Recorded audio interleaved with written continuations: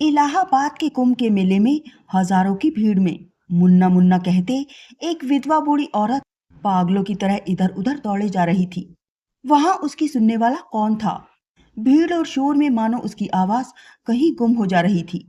उसने लोगों का हाथ पकड़ पकड़ कर पूछना शुरू कर दिया, लाल रंग की चेक की शर्ट में मेरे मुन्ना को कहीं देखा है? लेकिन लोग ना में सिर हिलाकर आगे बढ़ जाते।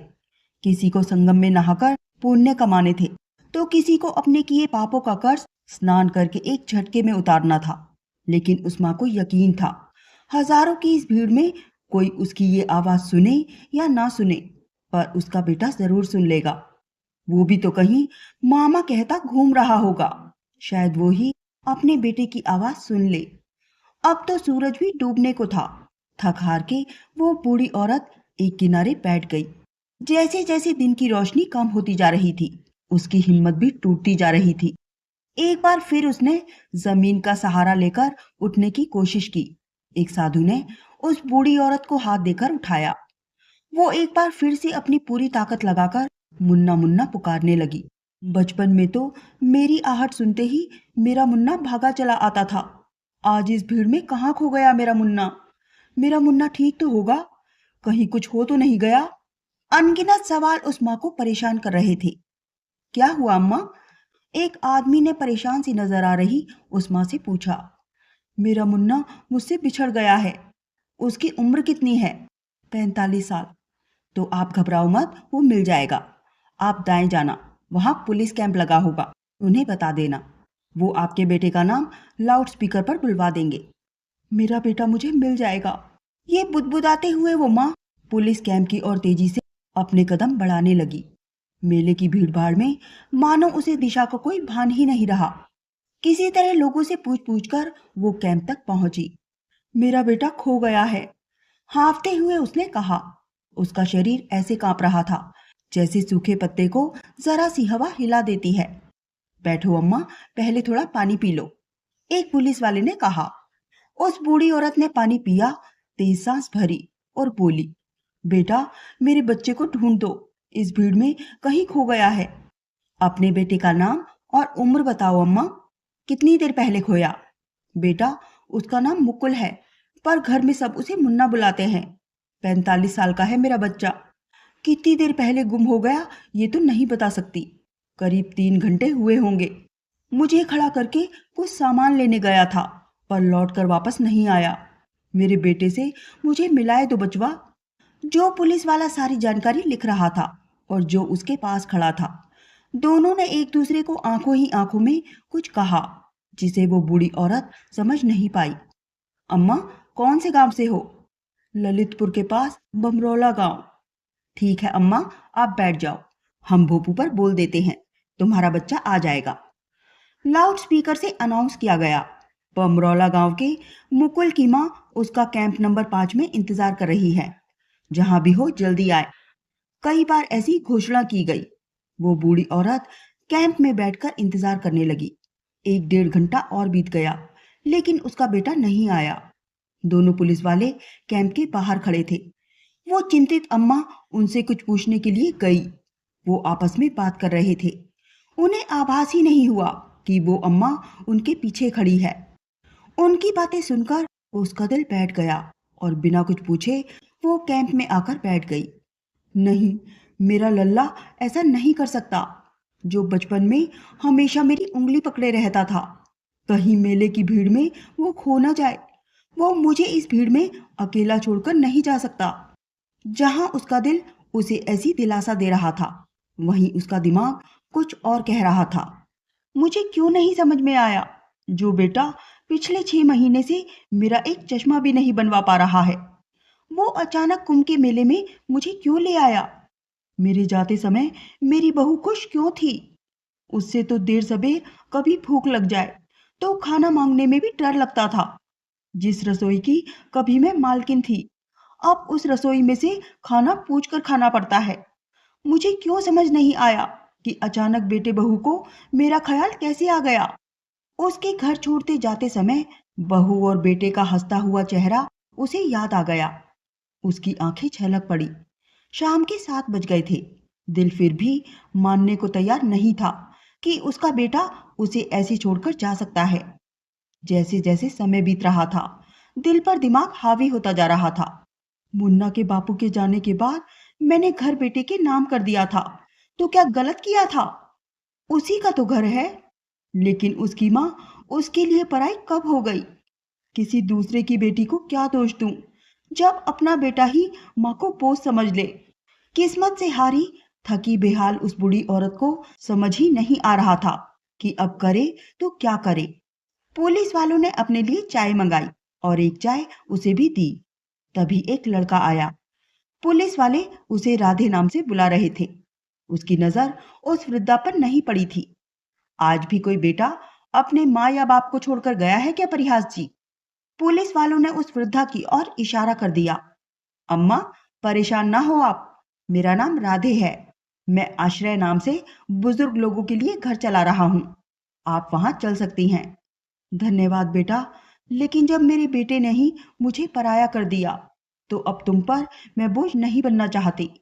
बूढ़ों को बोझ समझने वाले ये क्यों नहीं सोचते कि वो कोई अमर बेल खाकर नहीं आए हैं? वो भी तो कभी बूढ़े होंगे। अम्मा, आप मुझ पर बोझ नहीं हो। सरकार की तरफ से भी मुझे मदद मिलती है घर को चलाने में। आप मेरे साथ चलो, बहुत से हम उम्र मिलेंगे आपको वहां। नहीं बेटा, बूढ़ी जरूर हूं, पर मजबूर नहीं। अम्मा, तो तुम जाओगी कहाँ? जहां मुझे मेरे राम ले जाएंगे। पुलिस वालों ने कहा। अम्मा, ऐसे तो हम तुम्हें नहीं जाने देंगे। घर का या किसी रिश्तेदार का पता दो, तो तुम्हें वहां छुड़वा देंगे। नहीं तो फिर आपको राधे के साथ ही जाना पड़ेगा। जब बेटे ने ही अपनी माँ को इस हालत में अकेले छोड़ दिया, तो किन रिश्तेदारों का नाम बताऊं इन्हें? बूढ़ी औरत ने मन में सोचा। बेटा, मेरी एक बहन है। उसका पता जैसे ही याद आ जाएगा, मैं तुम्हें बता दूंगी। उस बूढ़ी औरत ने झूठ बोल दिया। अगर सच बोलती तो उसे राधे के साथ जाना पड़ता, और स्वाभिमानी अम्मा को ये मंजूर नहीं था कि किसी की दया पर जिए। उसकी साड़ी में कुल 600 रुपये बंधे थे। 500 का एक पूरा नोट और बाकी के छुट्टे। उसने 50 रुपये निकालकर राधे को दिए और कहा, बेटा, मेरे खाने के लिए कुछ ले आओ। शायद खाकर थोड़ा दिमाग चले और मैं अपनी बहन के घर का पता याद कर पाऊं। राधे चला गया और कुछ देर बाद पूरी सब्जी ले आया। अम्मा ने खाने के बाद कहा कि उसे शौच के लिए जाना है। राधे पुलिस वालों को बोलकर उन्हें एक टॉयलेट के पास ले गया। वहां लाइन लगी थी। बेटा, मैं यहाँ बैठ जाती हूँ। तू कब तक खड़ा रहेगा? मैं आ जाऊंगी, तू जा। नहीं अम्मा, तुम इस भीड़ भाड़ में खो जाओगी। मैं उधर बैठ जाता हूँ। तुम फारिग होकर वहां आ जाना। ठीक है बेटा। राधे कुछ दूरी पर जाकर बैठ गया। लाइन काफी लंबी थी। वो अपने मोबाइल से किसी से बातें करने लगा। आधे घंटे बाद राधे वहां पहुंचा, लेकिन वो बूढ़ी अम्मा वहां नहीं थी। लोगों से पूछने पर पता चला कि वो काफी समय पहले ही वहां से चली गई। राधे ने कैंप की ओर तेजी से कदम बढ़ाए। कैंप पहुंचने पर उसने देखा कि वो वहां भी नहीं है। फिर उसने पुलिस वालों को सारी बात बताई। इतनी भीड़ में उस बूढ़ी अम्मा को ढूंढना आसान नहीं था। बूढ़ी अम्मा बस कदम बढ़ाए जा रही थी। कहाँ किस ओर जाना है, ये तो उसे पता ही नहीं था। जैसे जैसे उसके कदम आगे बढ़ रहे थे, वैसे ही दिमाग में उसकी यादें कदम पीछे बढ़ा रही थी। उसे आज भी मुन्ना की वो छवि याद थी, जब पहली बार उसने उसे अपने हाथों में लेकर निहारा था। उसके गुलाबी छोटे छोटे से हाथ, और कैसे उस नन्ही सी जान ने अपनी मुट्ठी में माँ की एक उंगली कसकर पकड़ ली थी, ऐसे जैसे अब ये साथ वो कभी नहीं छोड़ेगा। जब उसके मुंह से पहली बार माँ शब्द सुनकर वो निहाल हो गई थी। कैसे उसने उसे चलना सिखाया, फिर दौड़ना और पढ़ना। बूढ़ी औरत की आंखों से आंसुओं की धारा बहने लगी। जो यादें उसे कभी स्वर्ग सुख का एहसास कराती थी, आज वही यादें उसे पीड़ा दे रही थी।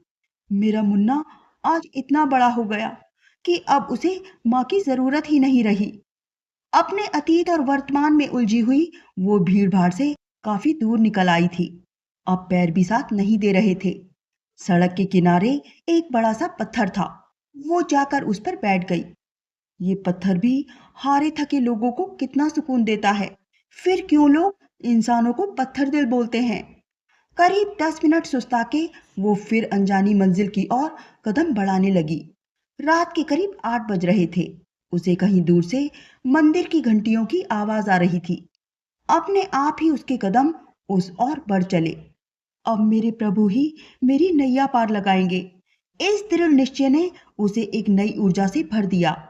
घंटियों की आवाज उसके हर कदम के साथ तेज होती जा रही थी। मंदिर में शिवजी की आरती हो रही थी। वो भी अपने प्रभु के सामने हाथ जोड़े खड़ी हो गई। आरती के बाद प्रसाद बांटा गया। प्रसाद ग्रहण करके उसने मंदिर में लगे नल से पानी पिया और मंदिर परिसर में बनी बेंच पर जाकर बैठ गई। लोगों की भीड़ धीरे धीरे कम हो रही थी। बहुत थके होने के कारण उसकी आंख लग गई। अम्मा, किसके साथ आई हो? मंदिर के पुजारी ने बूढ़ी औरत से पूछा। वृद्धा ने कोई जवाब नहीं दिया। घर कहाँ है तुम्हारा? घर नहीं है, उसने धीरे से कहा।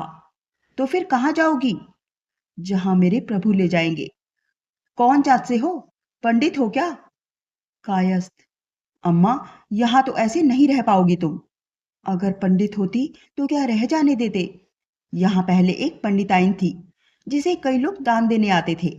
पिछले महीने उसकी मौत हो गई, इसलिए पूछा था। दान के पैसे लेकर जीने से तो अच्छा है मुझे मौत आ जाए। आप परेशान ना हो पंडित जी, मैं कल सुबह यहाँ से चली जाऊंगी।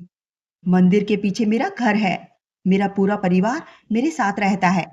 किसी चीज की जरूरत हो तो आ जाइएगा। आपका बहुत धन्यवाद पंडित जी, पर मेरे सामने मेरे प्रभु बैठे हैं। वही मेरी हर जरूरत का ध्यान रखेंगे। मंदिर के पंडित जी जब सुबह उस वृद्धा को कहने जा रहे थे कि थोड़ी देर बाद वो वहां से चली जाए, तो देखा कि बेंच खाली थी। वो पहले ही जा चुकी थी। वृद्धा कमजोर जरूर थी, लेकिन उसकी बूढ़ी हड्डियों में आज भी खुददारी जिंदा थी। उसकी साड़ी में 550 रुपये बंधे थे।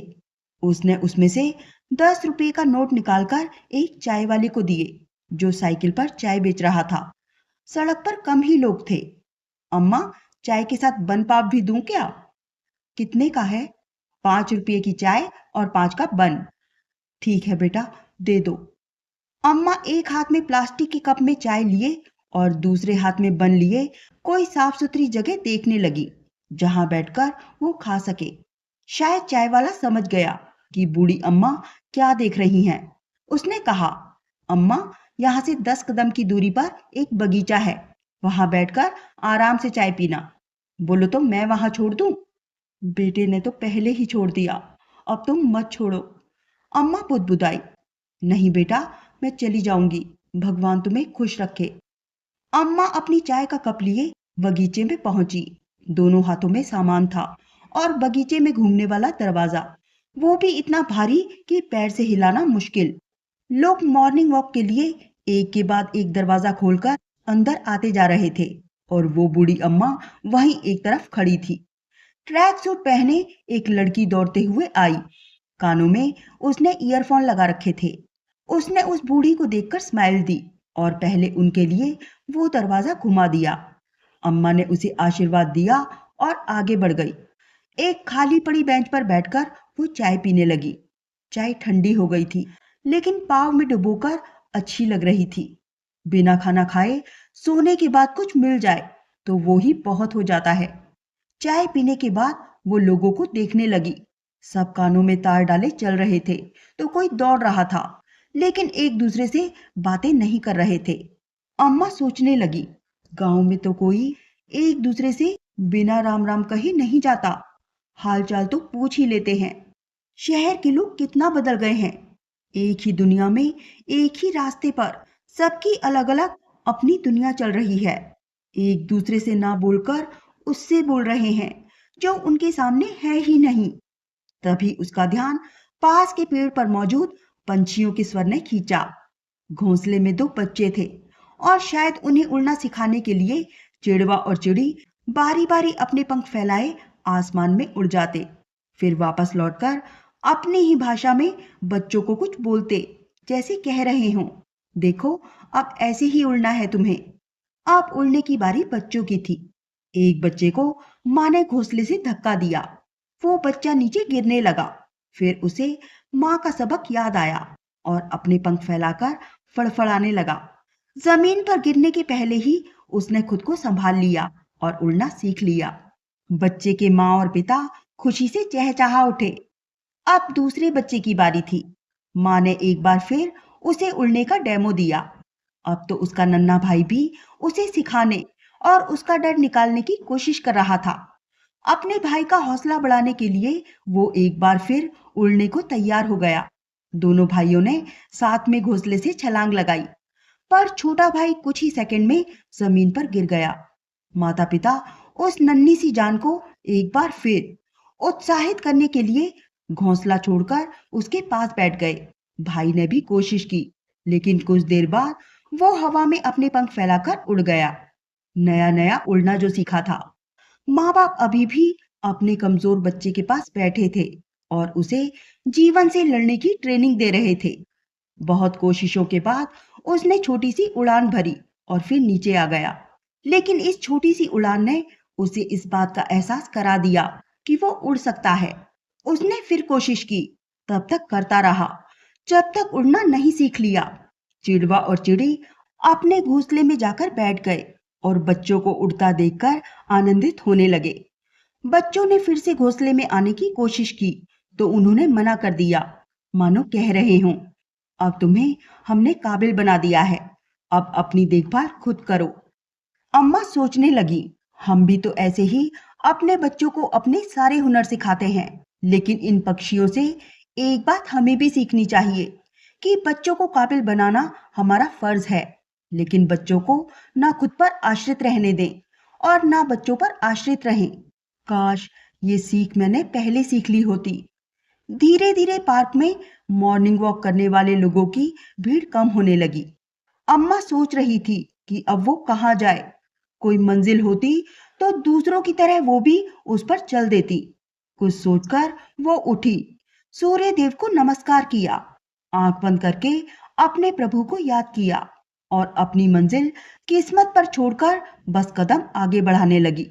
दिमाग में बस यही चल रहा था कि इन रुपयों के खत्म होने के पहले कुछ काम ढूंढना है, पर कैसे और क्या काम? जब उसे कुछ समझ नहीं आया तो उसने अपने सारे सवाल अपने प्रभु को समर्पित कर दिए और शांत मन से अपने कदम बढ़ाने लगी। मुन्ना के बेटे शुभम की उसे रह रहकर याद सता रही थी। 15 साल का हो गया है, लेकिन अब भी मुझसे जब तक कोई कहानी नहीं सुन लेता है, सोता नहीं है। अपने बाप को अकेला आते देखकर उस पर क्या बीतेगी? मुन्ना क्या कहेगा उसे? क्या कह पाएगा कि वो अपनी माँ को मेले में छोड़ आया है? मुन्ना ने जो मेरे साथ किया, क्या सपने में भी वो कभी सोचेगा कि भविष्य में शुभम भी ऐसा ही कर सकता है उसके साथ? इतना सब सोचा होता तो शायद वो ऐसा करता ही नहीं। खैर, जैसी प्रभु की इच्छा। जरूर उन्होंने मेरे लिए कुछ अलग सोच रखा है। बूढ़ी औरत चलते चलते एक जगह जाकर ठहर गई। कई बच्चे एक बिल्डिंग के अंदर जा रहे थे। अम्मा सोचने लगी, कुछ समय बाद मेरा शुभम भी इतना बड़ा हो जाएगा और वो भी ऐसे बड़े कॉलेज में जाएगा। कॉलेज रोड के उस तरफ था और बूढ़ी औरत रोड के इस तरफ। वो खड़ी होकर बच्चों को निहारने लगी। इन बच्चों को देखकर उसे बड़ी खुशी मिल रही थी। तभी तेज आवाजों ने उसका ध्यान खींचा। एक चाय की टपरी जैसी कच्ची दुकान थी।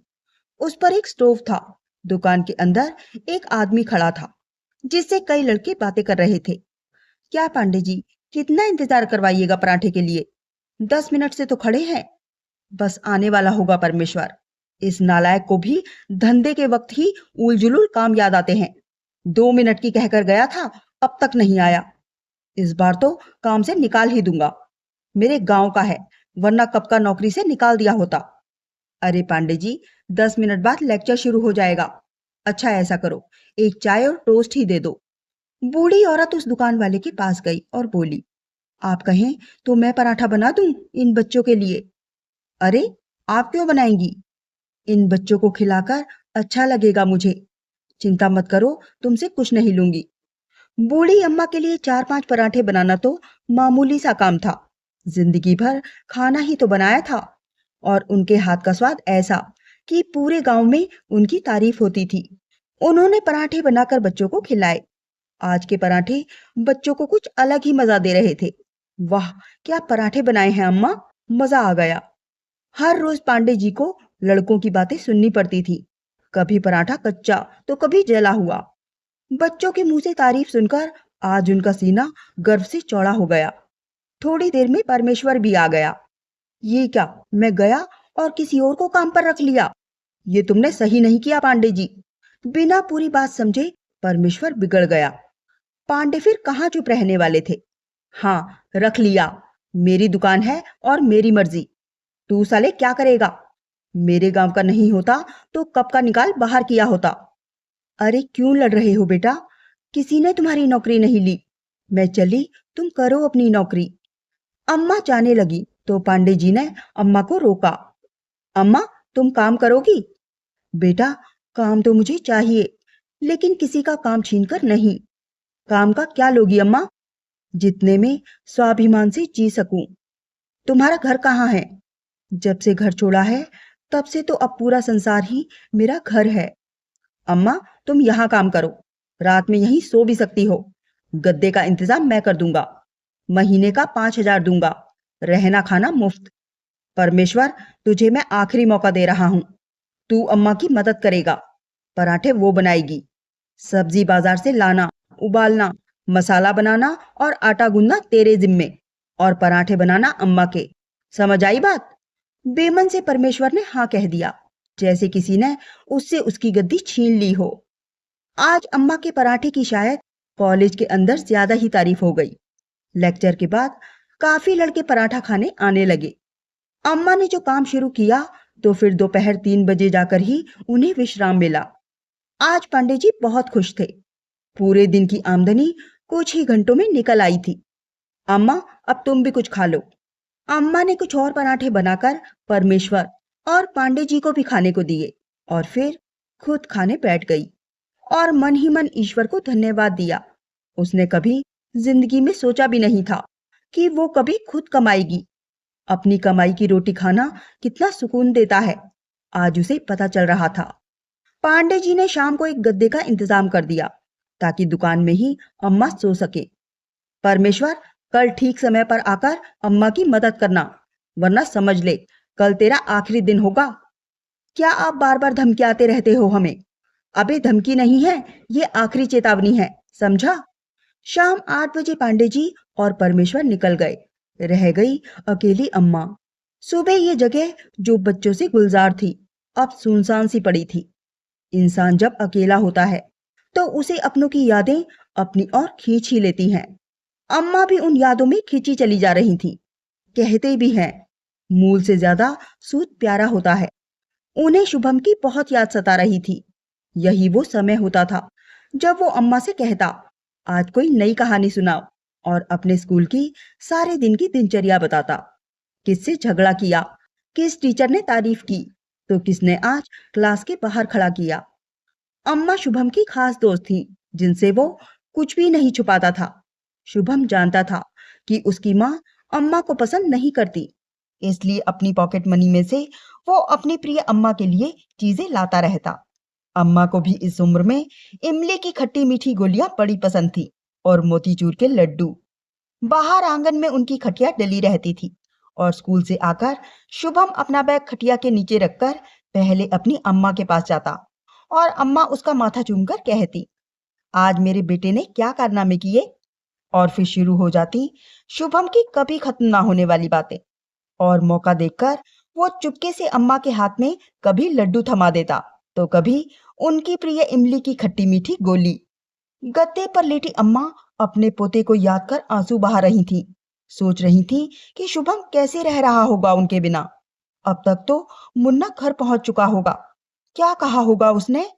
शुभम ने मुझे इलाहाबाद से अमरूद लाने को कहा था।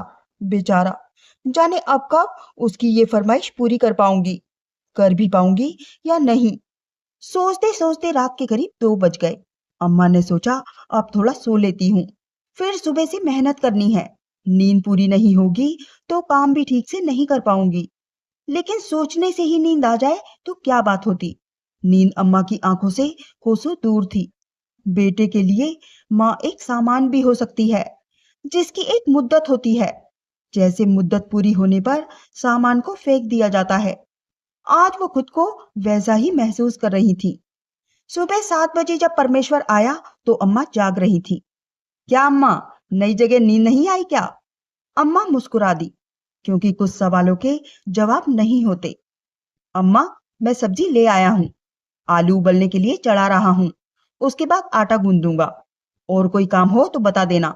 सेठ से शिकायत मत करना, बहुत खिटपिट करता है। बेटा, चाय पियोगे? नेकी और पूछ पूछ। अम्मा ने 2 कप चाय बनाई और 1 कप परमेश्वर को दी। एक बात पूछूं अम्मा? पूछो बेटा। तुम यहाँ की तो लगती नहीं हो। कहाँ से आई हो? तुम्हारे घर परिवार में क्या कोई नहीं है? नहीं, सब हैं। तो तुम यहाँ क्यों हो? बस अपना वजूद ढूंढने निकली हूँ। तुम्हारी बातें किसी पहेली से कम नहीं। पर चाय बहुत बढ़िया बनाई है अम्मा।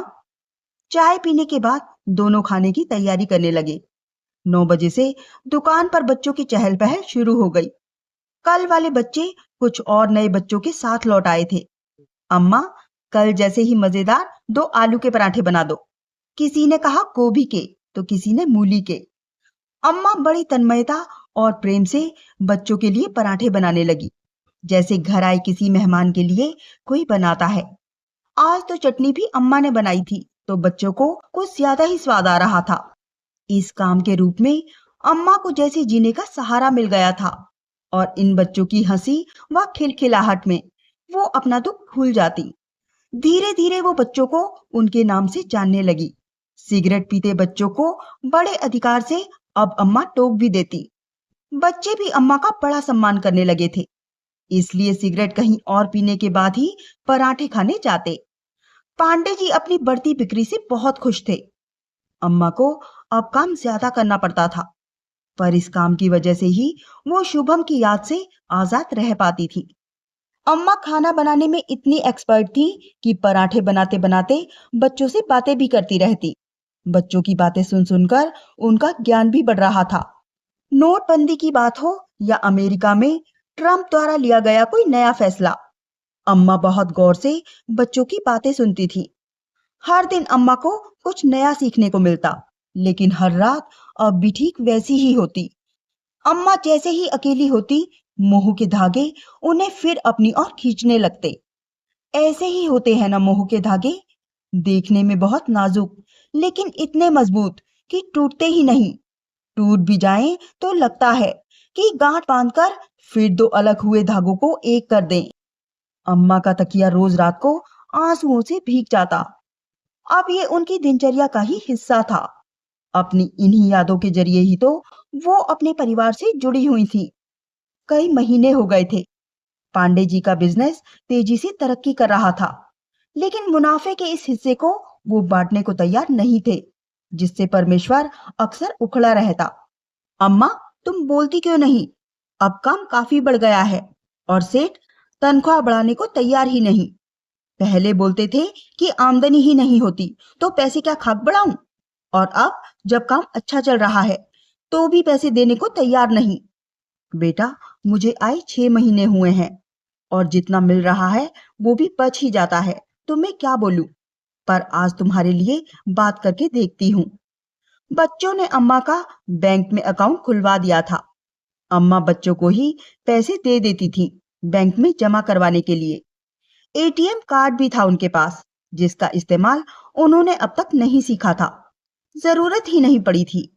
खाने और सोने की उनकी जरूरत इस काम से ही पूरी हो जाती थी। परमेश्वर को बहुत उदास देखकर उन्होंने सोचा, वो आज जरूर मौका देखकर पांडे जी से उसकी पगार बढ़ाने के लिए बात करेंगी। पांडे जी अब दुकान पर कम ही बैठते थे। अम्मा पर पूरा भरोसा जो था। शाम 7 बजे करीब वो आते और दिन भर की कमाई में से अगले दिन का सामान लाने के लिए परमेश्वर को पैसे देते और बाकी की कमाई लेकर निकल जाते। आज भी नियत समय पर पांडे जी आ गए। अम्मा ने आज उनके लिए चाय बनाई। बेटा, परमेश्वर बहुत मेहनत करता है दिन भर। मेरे साथ साथ उसका काम भी काफी बढ़ गया है। उसकी तनख्वाह बढ़ा दो, ठीक समझो तो। क्या रे, अम्मा के भी कान भरने लगा है तू? अम्मा, तुम बीच में मत पड़ो। आजकल सब्जियां कितनी महंगी हो गई हैं और मुनाफा भी इतना नहीं है। आगे देखूंगा। अम्मा को कल की सब्जी लाने के लिए पैसे देकर पांडे जी निकल गए। अम्मा को लगा था शायद उनके कहने से वो उसकी पगार बढ़ा दे। बेचारा 2 साल से उसी तनख्वाह पर काम कर रहा है, लेकिन शायद पैसा पाकर इंसान और लोभी हो जाता है। देखा अम्मा, एक नंबर का घटिया आदमी है ये। सारा पैसा बस खुद रखना चाहता है। गांव में मेरी माँ है, पत्नी है, 2 बच्चे हैं। 8,000 में कुछ होता है क्या? बड़ी मुश्किल से महीने के आखिर में थोड़ा रुपया बचाकर घर भेज पाता हूँ। और इस बार तो माँ के बीमार पड़ने की वजह से खर्चा भी ज्यादा हो गया है। गांव जाने के लिए किराए के पैसे निकालना भी मुश्किल हो रहा है। सोच रहा हूँ और 2 महीने बाद जाऊं।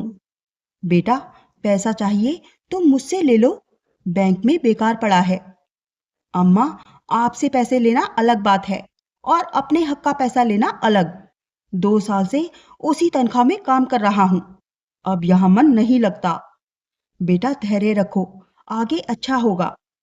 अम्मा, क्यों ना हम दोनों मिलकर नया धंधा लगाना शुरू करें। मेहनत तो हम दोनों ही करते हैं ना, मुनाफा ये खाता है। तब मेहनत भी हमारी होगी और मुनाफा भी। बेटा, मुश्किल में पांडे जी ने मुझे सहारा दिया। मुझे ऐसे अच्छा नहीं लगेगा। मौका देखकर एक बार फिर से तुम्हारे लिए बात करूंगी। ठीक है अम्मा, चलो अब मैं चलता हूँ, फिर कल आऊंगा। हम तो नौकर लोग हैं, देखो कब तक भगवान इस सेठ की चाकरी करवाता है। इसी तरह कुछ दिन और निकल गए। अब परमेश्वर काम पर तो आता, पर उसका मन काम में नहीं लगता था। अम्मा उसका उदास चेहरा देखकर दुखी हो जाती। वो इस बीच कई बार पांडे जी से उसकी पगार बढ़ाने की सिफारिश कर चुकी थी, पर मानो उनके कान पर जूं ही नहीं रेंग रही थी। अम्मा अपना काम उसी उत्साह से कर रही थी। बच्चों को अच्छा खाना बनाकर खिलाना उन्हें बहुत भाता था। अम्मा, एक गोभी का पराठा और बना दो, थोड़ा कड़क सेकना, दीपक ने कहा।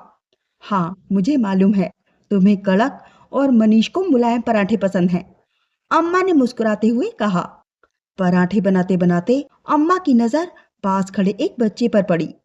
उसकी उम्र शुभम से 2-3 साल कम ही रही होगी। देखने में गरीब घर का बच्चा लग रहा था। पराठों की उठती महक उसके खाली पेट में शायद और तरंगे पैदा कर रही थी। वो ललचाई नजरों से बच्चों को पराठे खाते हुए देख रहा था। अम्मा ने उसे अपने पास बुलाया और प्यार से पूछा, पराठा खाएगा? उसने हाँ में सिर हिलाया और धीरे से कहा, पैसे नहीं हैं। कोई बात नहीं, वहां बैठो, मैं पराठा देती हूँ तुम्हें। दीपक और मनीष का पराठा बनाने के बाद अम्मा ने उस लड़के के लिए भी एक पराठा बना दिया। वो बच्चा शायद बहुत भूखा था। उसने गर्म पराठा ही मुंह में डाल लिया और उसका मुंह जल गया। बेटा आराम से, ये लो पानी पी लो। और एक पराठा बना दूं? अम्मा ने पूछा तो उसने फिर एक बार हाँ में सिर हिला दिया। अम्मा ने एक और पराठा बनाकर उसे दे दिया। उसे पराठा खाते देख अम्मा को शुभम की याद आ गई। इतना बड़ा हो गया, फिर भी कई बार जिद करता था कि मुझे आज अपने हाथ से खिलाओ अम्मा। अम्मा उसकी यादों में खोई ही थी कि पांडे जी की कर्कश आवाज उनके कानों में पड़ी। इसने पराठे के पैसे दिए हैं क्या? अम्मा ने कहा। नहीं, मैं इतनी मेहनत से कमाता हूँ, आज दिन में नहीं आता तो पता ही नहीं चलता कि तुम लोगों ने यहाँ लंगर खोल के रखा है। अम्मा को पांडे जी की ये बात अच्छी नहीं लगी। वो बोली, बेटा मेरी तनख्वाह में से काट लेना। देख लिया तो तनख्वाह में से काट लेना, नहीं देखता तो मेरा पैसा ऐसे ही लुटाती। आज अम्मा को महसूस हो रहा था कि नौकरी में कितनी मजबूरी होती है। गलत ना होते हुए भी सुनना पड़ता है।